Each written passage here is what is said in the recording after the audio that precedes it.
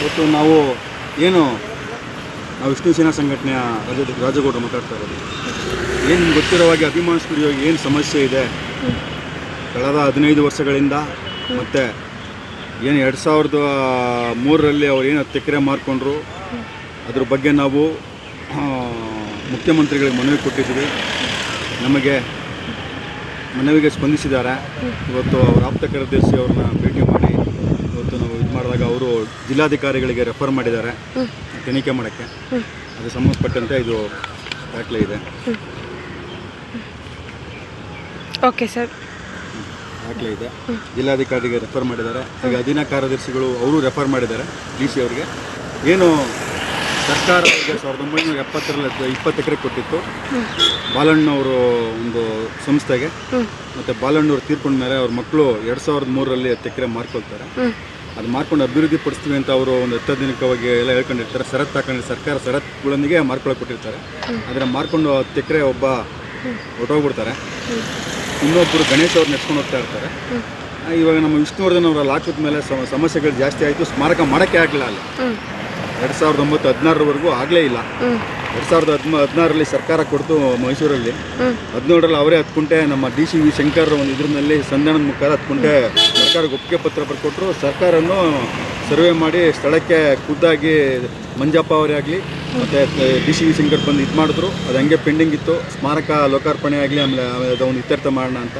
ಸ್ಮಾರಕ 2023ರಲ್ಲಿ ಲೋಕಾರ್ಪಣೆ ಆಯಿತು. ಆಮೇಲೆ ಈ ಅಭಿಮಾನ್ ಸ್ಟುಡಿಯೋ ಮಾರಕ್ಕೆ ಉಲ್ಟಾ ಹೊಡೆದ್ರು.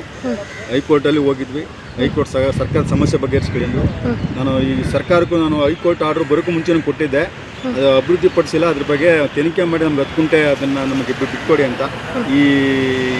ಈ ನಲಾಯಕ್ ಒಂದು ಅಧಿಕಾರಿಗಳು ಏನಿದ್ದಾರೆ, ಜಿಲ್ಲಾಧಿಕಾರಿಗಳು ರೆಫರ್ ಮಾಡಿದರು. ಅದು ಕೆಳಮಟ್ಟದ ಅಧಿಕಾರಿಗಳು ಅದ್ರ ಬಗ್ಗೆ ಸೂಕ್ತ ಕ್ರಮ ತಗೊಂಡು ಹೈಕೋರ್ಟ್ಗೂ ವರದಿ ಸಲ್ಲಿಸಿಲ್ಲ, ಸರ್ಕಾರ ಒಂದು DC ಅವ್ರಿಗೂ ವರದಿ ಸಲ್ಲಿಸಿಲ್ಲ. ಅದೆಲ್ಲ ನಂತರ ದಾಖಲೆಗಳಿದೆ. ಏನು ಕೆಳ ಹಂತದ ಜಿಲ್ಲಾಧಿಕಾರಿಗಳು ನಮಗೆ ಆದೇಶ ಹೊರಡಿಸಿದ್ರು ತನಿಖೆ ಮಾಡಿ ಅಂತ, ಕೆಳಹಂತ ಅಧಿಕಾರಿಗಳು ಯಾರೂ ಅದ್ರ ಬಗ್ಗೆ ಸೂಕ್ತ ಕ್ರಮ ತಗೊಂಡಿಲ್ಲ.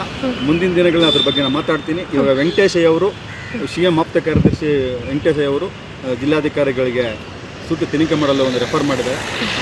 ಸರ್ಕಾರಕ್ಕೆ ಮತ್ತು ಆಪ್ತ ಕಾರ್ಯದರ್ಶಿಗಳನ್ನ ಧನ್ಯವಾದಗಳನ್ನು ತಿಳಿಸ್ತೀನಿ. ಮತ್ತು ಏನಿವಾಗ ಡಿಸೆಂಬರ್ 15 ಪುಣ್ಯಸ್ಮರಣೆ ಕಾರ್ಯಕ್ರಮದಲ್ಲಿ ನಡೀತಾ ಏನು ಐತಕರಣೆ ಅಭಿಮಾನ್ ಸ್ಟುಡಿಯೋ ಮಾಲೀಕರ ದಬ್ಬಾಳಿಕೆ, ಪೊಲೀಸ್ನ ದುರ್ಬಳಕೆ ಮಾಡಿಕೊಂಡು ನಮ್ಮ ಸಂಘಟನೆ ಆಯೋಜನೆ ಮಾಡಿತ್ತು. ನಮ್ಮ ಸಂಘಟನೆ ಪದಾಧಿಕಾರಿಗಳನ್ನ ಒಳಗಡೆ ಬಿಟ್ಟಿಲ್ಲ, ನಮ್ಮ ಪೂಜೆ ಮಾಡೋಕ್ಕೂ ಬಿಟ್ಟಿಲ್ಲ, ಹೂವು ಹಾಕಕ್ಕೆ ಬಿಟ್ಟಿಲ್ಲ, ಬ್ಯಾನರ್ ಹಾಕಕ್ಕೆ ಬಿಟ್ಟಿಲ್ಲ. ಮತ್ತು ಮೇಲೆ ಅಲ್ಲೇ ಆಯಿತು, ನಿಂದನೆ ಆಯಿತು. ಇಷ್ಟೆಲ್ಲ ಘಟನೆಗಳಿಗೆ FIR ಆಗಿದೆ. ಜನವರಿ 29 ಕೋರ್ಟ್ ಆದೇಶದಂತೆ ಅದು ಸಂಬಂಧಪಟ್ಟಂತೆ ನಮಗೆ ಪೊಲೀಸ್ ದುರ್ಬಳಕೆ ಮಾಡ್ಕೊಂಡಿರೋದು ಕಂಡು ಬಂದಿರೋದ್ರಿಂದ ನಾವು ಪೊಲೀಸ್ ಕಮಿಷನರ್ಗೂ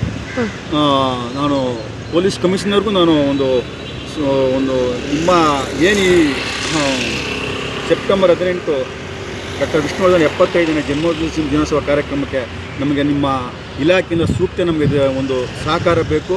ನಮ್ಮ ಕಾರ್ಯಕ್ರಮ ಆಯೋಜನೆ ಮಾಡೋದು ನಾವು ಅಲ್ಲಿ ನಿಮ್ಮ ಹೇಳ್ದಂಗೆ ಬ್ಯಾರಿಕೇಡ್ ಇರ್ಬೋದು, ಪೊಲೀಸ್ ಇಲಾಖೆಗೆ ಒಂದು ಟಿಫನ್ ಊಟದ ವ್ಯವಸ್ಥೆ ಇರ್ಬೋದು, ಎಲ್ಲ ನಾವು ಮಾಡಿಕೊಂಡು ನಮ್ಮನ್ನೇ ಒಳಗಡೆ ಬಿಟ್ಟಿಲ್ಲ ಅಂದರೆ ಏನಿದು ದಾಖಲೆಗಳು? ಅದಕ್ಕೆ ದಾಖಲೆಗಳು ನಿಮ್ಮ ಇಲಾಖೆ ಪರಿಶೀಲಿಸಬೇಕು.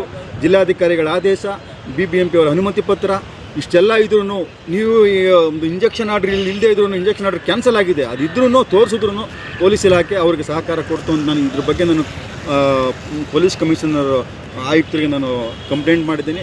ಮತ್ತು ಕಾರ್ಯಕ್ರಮಕ್ಕೆ ನಮಗೆ ಒಂದು ಸೂಕ್ತ ಒಂದು ಸಹಕಾರ ಕೊಡಬೇಕು ಅಂತ ಕೇಳ್ಕೊಂಡಿದ್ದೀನಿ. ಅವರು ಸ್ಪಂದಿಸಿದ್ದಾರೆ. ಇದ್ರ ಬಗ್ಗೆ ಕ್ರಮ ತಗೊಳ್ತೀವಿ ಅಂತ ಹೇಳಿದ್ದಾರೆ.